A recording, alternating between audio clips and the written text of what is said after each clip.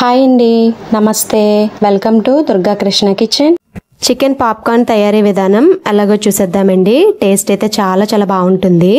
మీరు గనక ఒకసారి ఇంట్లో ఈ చికెన్ పాప్కార్న్ అనేది ప్రిపేర్ చేస్తే మీ ఇంట్లో వాళ్ళు మళ్ళీ ఇదే అడుగుతారండి. అంత బాగుంటుంది. ఇక లేట్ చేయకుండా దీని తయారీ విధానం ఎలాగో చూసేద్దాం. బోన్లెస్ చికెన్ ఇక్కడ 250 గ్రామ్స్ వరకు తీసుకున్నానండి.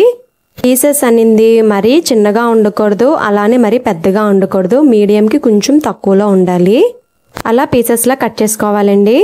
తర్వాత దానిలోకి టేస్ట్కి తగ్గట్టుగా సాల్ట్ అని యాడ్ చేసుకోవాలి. అలానే 1 టీ స్పూన్ వరకు కారం, 1/2 టీ స్పూన్ వరకు జీలకర్ర పొడి, 1/2 టీ స్పూన్ వరకు ధనియాల పొడి, అలానే 1/2 టీ స్పూన్ వరకు మిరియాల పౌడర్, తర్వాత 1 టీ స్పూన్ వరకు అల్లం వెల్లుల్లి పేస్ట్ వేసుకోండి. అల్లం వెల్లుల్లి పేస్ట్ అనేది అప్పటికప్పుడు ప్రిపేర్ చేసుకుని వేసుకుంటే చాలా బాగుంటుందండి ఇలాంటి నాన్ వెజ్ ఐటమ్స్లో. తర్వాత 1 టీ స్పూన్ వరకు వెనిగర్, 2 స్పూన్స్ వరకు red chilli sauce, 1 teaspoon వరకు టొమాటో కెచప్, 1/2 టీ స్పూన్ వరకు సోయా సాస్. తర్వాత 1/2 కప్పుకి తక్కువలో పాలను తీసుకోండి. ఇవి కాచి చల్లార్చిన పాలండి. ఇలా చికెన్ పీసెస్లో వేసుకుని ముక్కలకి బాగా పట్టేలాగా మొత్తం కలపాలి. ఒక 5 నిమిషాలన్నా కలపాలండి, అప్పుడే బాగుంటుంది.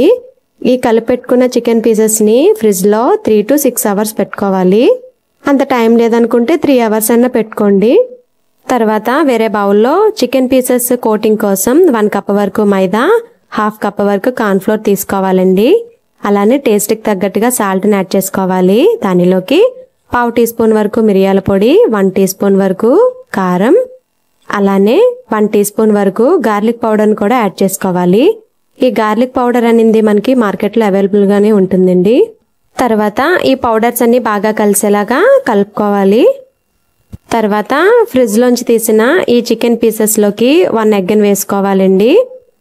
ఆ ఎగ్ అనేది ముక్కలకి బాగా పట్టేలాగా కలుపుకొని పక్కన పెట్టుకోవాలి. అలానే ఒక గిన్నెతో ఐస్ వాటర్ తీసుకోవాలండి. వీడియోలో చూపిస్తున్న విధంగా మనం కలిపెట్టుకున్న పిండిలో ఇలా చికెన్ పీసెస్ని వేసుకుని ఆ పీసెస్ని ఐస్ వాటర్లో వేసి మళ్ళీ ఆ పీసెస్ని కలిపెట్టుకున్న పిండిలో వేసుకుని ఆ పిండి అనేది బాగా పట్టేలాగా చేత్తో కలుపుకుని అప్పుడు ఆ ముక్కల్ని వేరే ప్లేట్లోకి ట్రాన్స్ఫర్ చేసుకోవాలి. ఇలా చేయడం వల్ల మనకి కోటింగ్ అనేది బాగా ఉంటుందండి.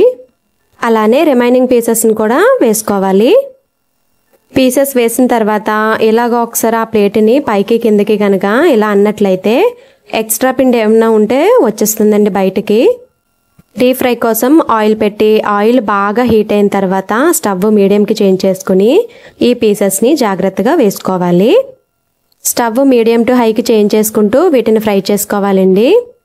కానీ చికెన్ పీసెస్ వేస్తున్నంతసేపు స్టవ్ అనేది హైలోనే ఉండాలండి. అవి వేసిన తర్వాత మీడియంకి చేంజ్ చేసుకుంటూ ఫ్రై చేసుకోవాలి. ఇలా ఒకవైపు ఫ్రై అయిన తర్వాత రెండో వైపుకి జాగ్రత్తగా టర్న్ చేసుకోవాలి. కలిపెట్టుకున్న చికెన్ పీసెస్ని మీరు ఎక్కువసేపు కనుక ఫ్రిడ్జ్లో పెట్టినట్లయితే పీస్ అనేది మనకు ఫ్రై అయిన తర్వాత జ్యూసీగా చాలా బాగుంటుంది. అంత టైం లేదనుకుంటే అట్లీస్ట్ 3 అవర్స్ అన్నా పెట్టుకోండి, పర్వాలేదు. టైం ఉందనుకుంటే 6 అవర్స్ అన్నా పెట్టుకోండి, సరిపోతుంది. చూసారు కదా, ఇలాగా గోల్డెన్ కలర్ వచ్చేంత వరకు ఫ్రై చేసుకోవాలి. ఫ్రై అయిపోయింది. వీటిని వేరే ప్లేట్లోకి ట్రాన్స్ఫర్ చేసుకోవాలి. ఫ్రై చేసి పెట్టుకున్న ఈ చికెన్ పీసెస్ మీద ఇలా లైట్గా చాట్ మసాలాను కూడా వేసుకోవాలి. అంతేనండి, రెడీ అయిపోయింది చికెన్ పాప్కార్న్ తయారీ. టేస్ట్ అయితే చాలా బాగుంటుంది. పైన క్రిస్పీగా లోపల జ్యూసీగా భలే ఉంటుందండి. మీరు తప్పకుండా ట్రై చేయండి. ఈ వీడియో గనక మీకు నచ్చినట్లయితే ప్లీజ్ లైక్ చేయండి, షేర్ చేయండి, కామెంట్ చేయండి.